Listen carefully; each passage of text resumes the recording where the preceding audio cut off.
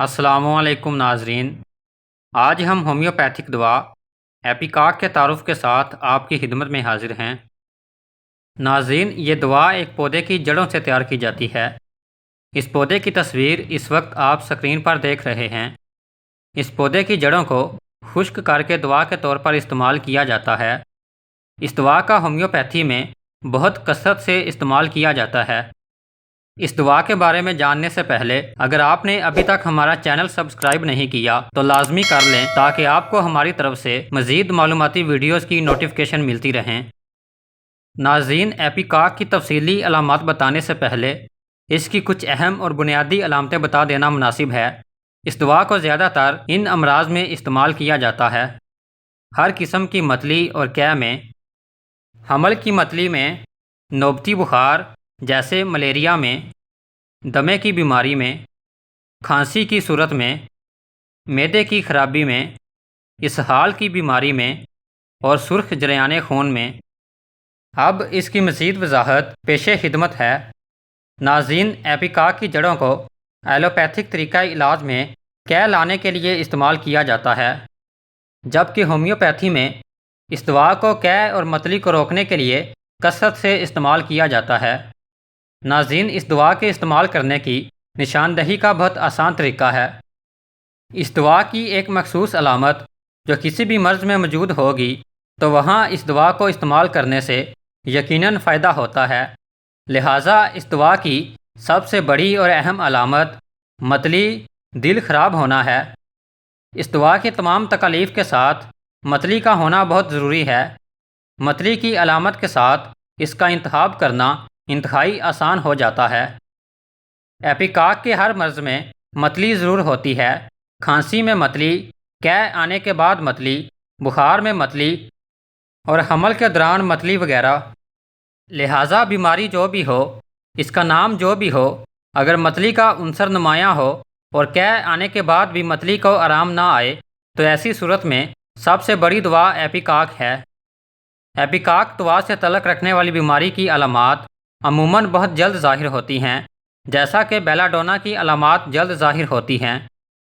ایپیکاک دوا کا ملیریا سے بہت گہرا تعلق ہے، کیونکہ ملیریا کا بھی متلی سے گہرا تعلق ہے اور اس کا معدے پر بھی حملہ ہوتا ہے۔ اسی لحاظ سے ایپیکاک کا ملیریا سے خاص تعلق ہے۔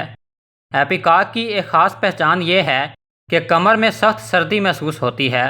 تمام قسم کے نوبتی اور ملیریا بخاروں میں ایپیکاک بہت ہی فائدہ مند دوا ہے۔ اسی طرح جریان خون میں بھی ایپیکاک کو استعمال کیا جا سکتا ہے۔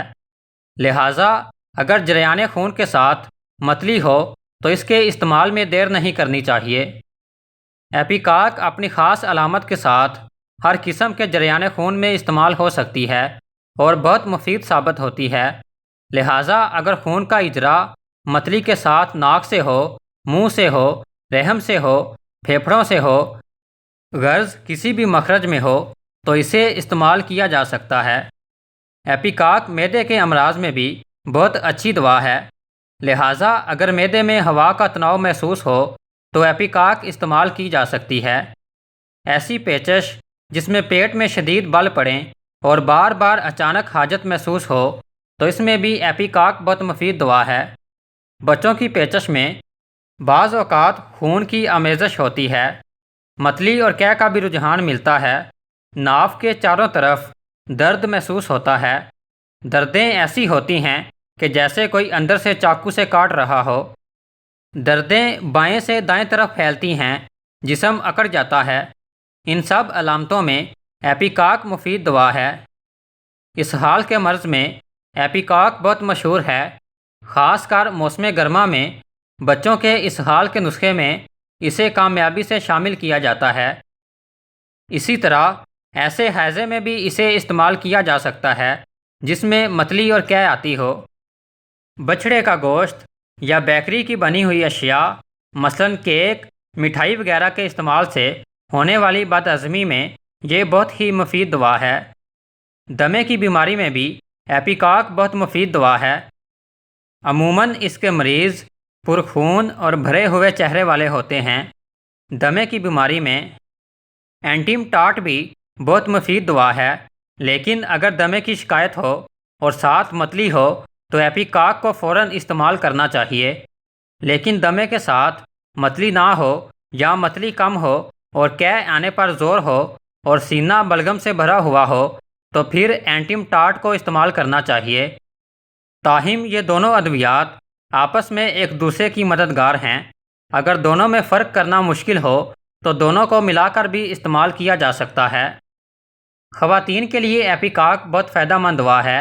رحم کی تکالیف میں اسے استعمال کیا جا سکتا ہے۔ اگر کثرت کے ساتھ اور زور کے ساتھ سرخ رنگ کا خون بہے اور ساتھ متلی بھی ہو تو ایپیکاک اچھا کام کرتی ہے۔